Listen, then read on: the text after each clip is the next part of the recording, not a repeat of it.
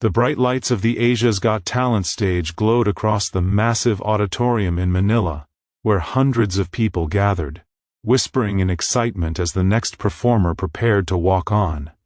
Backstage, a young man named Rafael Cruz stood nervously clutching an old, worn-out guitar. He was only 25, a street performer from Cebu City, who had spent years singing at bus stations and small cafes, dreaming that one day someone important might notice him. His clothes were simple: faded jeans, a plain white shirt, and sneakers that had clearly seen better days. But what shone brightest about him was his smile, a mix of hope, fear, and determination. A stage assistant gave him the cue. "You're up next, Rafael. Ready?" He took a deep breath, whispered a quick prayer under his breath, "Lord, guide me," and stepped out into the blinding light. The crowd was enormous, far bigger than anything he had ever faced. The judges' table gleamed under the spotlight. Simon Cowell, Engun, and David Foster watched as he approached the microphone. The announcer's voice echoed through the hall. "From Cebu City, Philippines. Please welcome Rafael Cruz." The audience clapped politely. Simon adjusted his glasses, eyeing the nervous young man. "So, Rafael," Simon began, his tone both curious and skeptical, "what are you singing for us today?" Rafael's voice trembled slightly as he answered, "I'll be singing Can't Help Falling in Love by Elvis Presley, sir." The mention of Elvis drew murmurs from the crowd. Simon leaned back in his chair, half smiling. "Elvis, huh? That's a big name to take on. Let's hear it." Rafael nodded, strummed his guitar, and closed his eyes. The first note came out softly, fragile, uncertain. But then something magical happened. His voice deepened, filled the air with warmth and soul, and carried a tenderness that made everyone lean in. It wasn't a copy of Elvis. It was his own heartfelt interpretation, shaped by his struggles and dreams. His tone was smooth yet raw, every lyric drenched in emotion. The crowd began to quiet down, mesmerized. Even Simon, who had started with his usual poker face, leaned forward, his expression shifting from doubt to astonishment. The melody wrapped around the room like a comforting breeze, and for a few moments, time seemed to stand still. As the camera panned across the judges, Engun had her hand over her heart, visibly moved. David Foster nodded slowly, a smile of admiration crossing his face. But Simon, known for his tough critiques, sat completely still, watching intently. His eyes followed every nuance of Rafael's voice, every subtle inflection that made the song his own. By the second verse, several people in the audience were already tearing up. The emotion was overwhelming. Rafael's voice trembled slightly, not from nerves but from genuine feeling. When he reached the final line, "Take my hand, take my whole life too," he paused just a second before the last note, as if to let the meaning settle in. Then he delivered it perfectly, soft but powerful, like a whisper that carried across the entire hall. The room exploded in applause. People stood, cheering, clapping, whistling. Rafael lowered his guitar, visibly shaking, tears filling his eyes. He looked up to see Simon still sitting, but then slowly, the famously tough judge stood up, joining the standing ovation.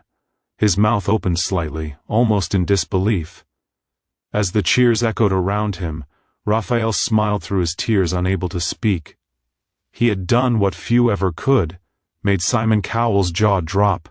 From the small streets of Cebu to the grand stage in Manila, this was his moment. A Filipino singer had just brought Elvis back to life, not through imitation, but through pure, heartfelt soul. The morning after Rafael's performance, the entire Philippines was buzzing. From the crowded streets of Cebu City to the bustling heart of Manila, everyone was talking about the Filipino, who made Simon Cowell speechless. The video of his audition had gone viral overnight, flooding Facebook, TikTok, and YouTube with millions of views. Everywhere you looked, people were sharing his story. Street vendors playing his performance on their phones, tricycle drivers talking about him at stations, Even school children humming can't help falling in love as they walk to class. News programs picked up the story immediately. On ABS, CBN, and GMA, anchors smiled as they replayed clips of Simon pressing the golden buzzer. Golden confetti falling like rain, while Raphael knelt on the stage crying. Hashtags like hashtag Filipino Elvis, hashtag Golden Buzzer Cebu, and hashtag Raphael Cruzaged trended across the internet. Raphael had become a symbol of Filipino pride. Proof that someone from humble beginnings could capture the heart of the world with nothing more than a voice and a dream. Back in Cebu, Raphael's neighborhood was alive with celebration. His small house was surrounded by family, friends, and neighbors bringing food and balloons. His mother, still emotional, sat on a plastic chair under the shade of a mango tree, watching her son being interviewed live on television. He was always singing, even as a little boy, she told the reporter. When times were hard, his voice gave us hope. Meanwhile, international headlines were rolling in.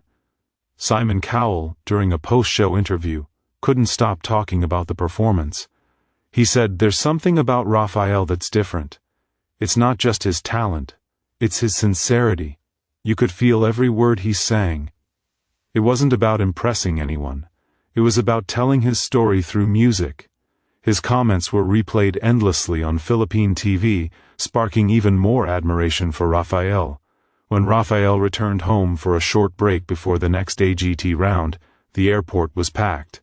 Fans held banners that read "Proud to be Filipino" and "Cebu loves you, Raphael." He greeted everyone with humility, bowing and saying "Salamat po" again and again. There were no bodyguards, no expensive clothes, just the same young man who once sang on sidewalks, now embraced by a whole nation. Later that night, sitting by the sea in Cebu, Raphael quietly reflected on everything that had happened. The salty breeze brushed against his face as he looked out at the calm waves. "I never thought this could happen to someone like me," he said softly to a friend beside him. "All I ever wanted was for people to feel something when I sing." The friend smiled. "You did more than that, Raph. You made the world listen." As stars shimmered above the quiet Philippine shore, Raphael knew this was only the beginning. The stage lights of Asia's Got Talent had opened a new chapter, not just for him, but for countless Filipino dreamers, who now believed that anything was possible. His name, once known only in the narrow streets of Cebu, now echoed across oceans. And somewhere in London, Simon Cowell replayed the audition clip on his phone, smiling to himself as he said in an interview, "Raphael Cruz reminded me why I love this job. Because sometimes, just sometimes, someone comes along and sings from the soul. And when that happens, the world stops to listen." The applause inside the theater was deafening. Gold and white lights shimmered over the crowd as everyone stood on their feet, cheering for Raphael Cruz. He stood in the middle of the Asia's Got Talent stage, his guitar still hanging loosely around his neck, his eyes glistening with tears. The sound of clapping felt unreal to him, like a dream he had been chasing his whole life, finally coming true. For a few seconds he just stood there, breathing heavily, looking around in disbelief.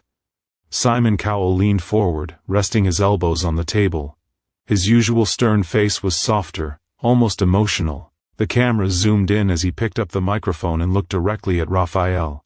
"Raphael," he began slowly, "I've heard thousands of Elvis songs in my life, but what you just did, that wasn't a copy. That was you. You sang. With soul. And that's what great music is all about." The audience erupted again in cheers, and Raphael pressed his hands to his chest, bowing slightly, his lips trembling. Angun smiled warmly, her eyes shiny with emotion. "You touched all of us, Raphael," she said. "There was honesty in every note, and I felt your heart in that performance." David Foster nodded in agreement. "You didn't try to be Elvis," he added. "You reminded us why Elvis mattered in the first place, because he sang with truth. You've done the same tonight." Raphael wiped away a tear. "Salamat po," he whispered, his voice breaking. "Thank you so much. Then Simon leaned back in his chair, folded his arms and said, "You know, I wasn't expecting that voice to come out of you. It's one of those moments that makes this show special." He paused for dramatic effect, looking at his fellow judges and then back at Raphael. "And you know what, Raphael?" The crowd went silent, anticipating what would happen next. Simon smiled, a rare, genuine smile, and suddenly reached forward to press the golden buzzer. Instantly, the stage exploded in golden confetti. The audience screamed, the music swelled, and Raphael dropped to his knees, overwhelmed with emotion. Tears streamed down his face as he looked up at the glittering storm falling from above. Backstage, his mother cried uncontrollably, clutching her hands together and whispering, "Salamat, Lord, thank you." Simon stood and clapped as the golden rain continued to fall. "That," he said into the mic, "is what a star sounds like. That's how you honor a legend. With heart, not imitation."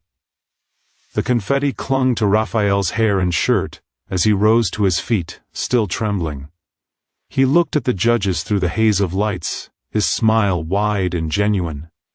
The crowd continued to cheer his name, "Raphael, Raphael," as he waved, completely overwhelmed. Angun walked up to the stage, hugging him tightly as Simon gave him a proud thumbs up from the judges' panel. The moment would be replayed all over social media within hours. The night Simon Cowell pressed the golden buzzer for a humble Filipino street singer, who sang Elvis like no one had ever heard before. As Raphael walked off the stage, still wiping tears from his eyes, the cameras followed him backstage. He looked up at the ceiling, whispered a soft prayer, and said, "This is for every Filipino dreamer out there." And with that, a new star was born, not in Hollywood, but right from the heart of the Philippines.